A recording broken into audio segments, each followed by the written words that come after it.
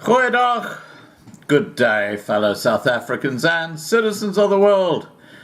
And I just want, especially my overseas subscribers, to understand what it is that not just the farmers in South Africa, but all citizens are fearing every single day of their lives.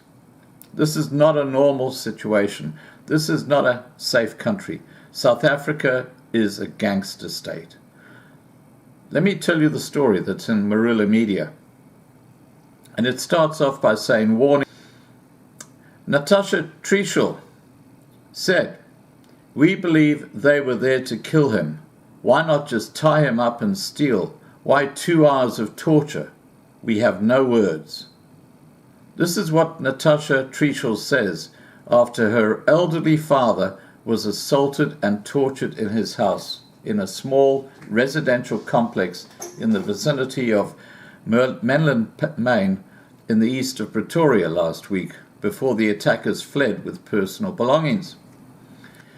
The attack follows a break-in at Peter Trichel, 78 years old, house with electric fencing 9 times in the past 2 years. To the best of his daughter's knowledge, no one has been arrested for the attack or the burglaries. Natasha tells Marula Media that her father was watching television last Thursday around 11:30 p.m. when at least 2 attackers gained access to the house and hit him over the head with a crystal bowl.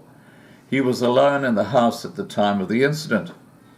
However, Peter was not aware of this blow and tried to defend himself, after which the attackers hit him over the head with a flower pot a second time before strangling him, forcing him to the floor and tying him up.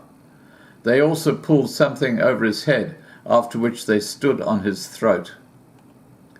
Peter was led upstairs to the second floor of the house. The suspects had a knife with them at this stage and ordered him to take off his wedding ring, otherwise they would cut off his finger.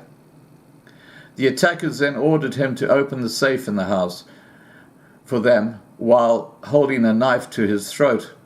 Peter tried to open the safe with a code, but the safe did not want to open. He then gave the code to the attackers, who also could not open the safe. One of the attackers then went downstairs to find something to force open the safe, after which he returned with a kettle of boiling water. The boiling water was then poured over Peter's arm, lap, and leg, after which he was kicked down the stairs. He shouted repeatedly during the attack, but no one heard him. The attackers told him they were going to kill him. The attackers at one point asked Peter for the front door keys, after which they tied him up a little looser and then started searching around in a drawer.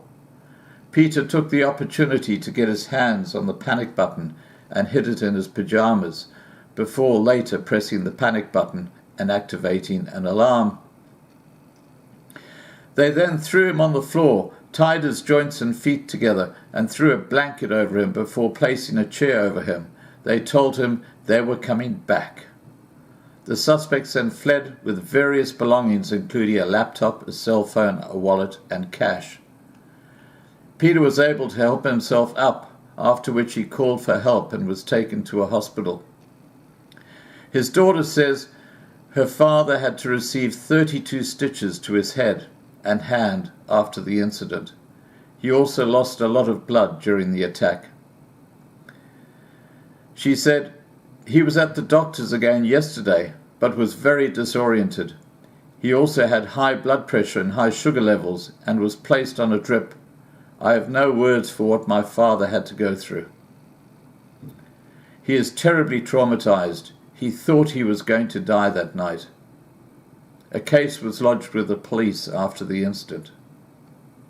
Marula Media has sent a query to the police and is awaiting feedback. Well, good luck with that. This is disgusting. This is the so-called Black Lives Matter movement in action.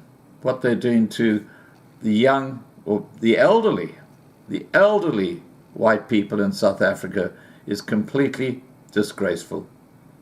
They're cowards, they're thugs, and let's face it, All lives matter. Please remember to subscribe to be kept informed.